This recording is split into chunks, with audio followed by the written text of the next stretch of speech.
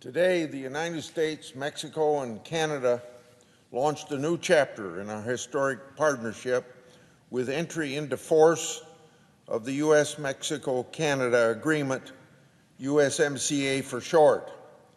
Thanks to the decisive leadership of President Trump, the USMCA will open the door for robust economic growth.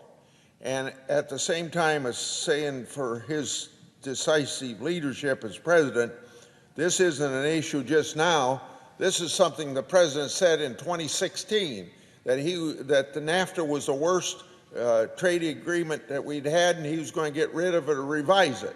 So most presidents run on a platform. They may not serve on that platform. This president is serving on that platform, and today the USMCA going into existence or into force for the first time is absolute proof of this president keeping his promises and getting the job done. But he also needs to compliment and thank Ambassador Lighthizer, the negotiator on this whole agreement. The USMCA brings to bear then a trilateral trade agreement that will lift prosperity across North America. The USMCA paves the way for freer markets and fairer trade.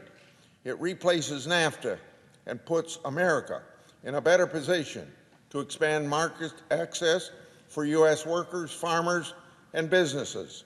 Specifically, the USMCA modernizes rules of origin for autos, sanitary, phytosanitary standards, intellectual property rules, digital trade, financial services, customs, labor, environment, and more.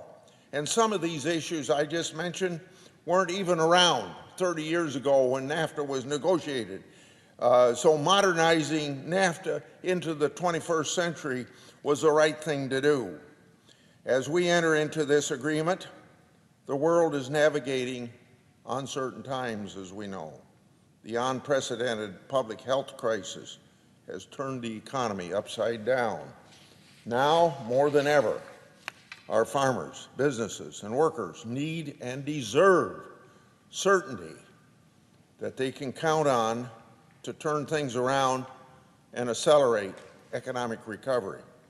As chairman of the Senate Finance Committee with jurisdiction over trade, I'll be keeping a close eye on the implementation of this historic trade agreement.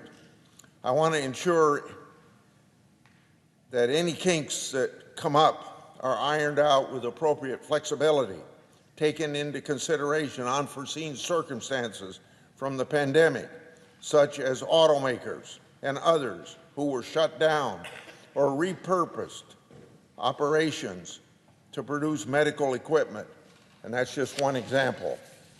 I also will keep watch to hold accountable all stakeholders and ensure full compliance with the trade agreement.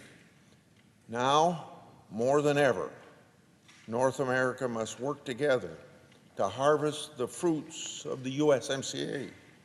That's how we can foster investment, innovation, and job creation for the 478 million people that live in these three countries.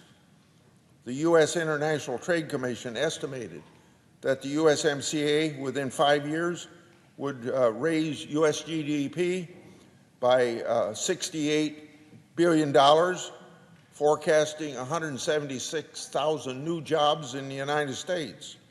That's music to the ears for everyone in America who has been hard hit by the pandemic economic fallout.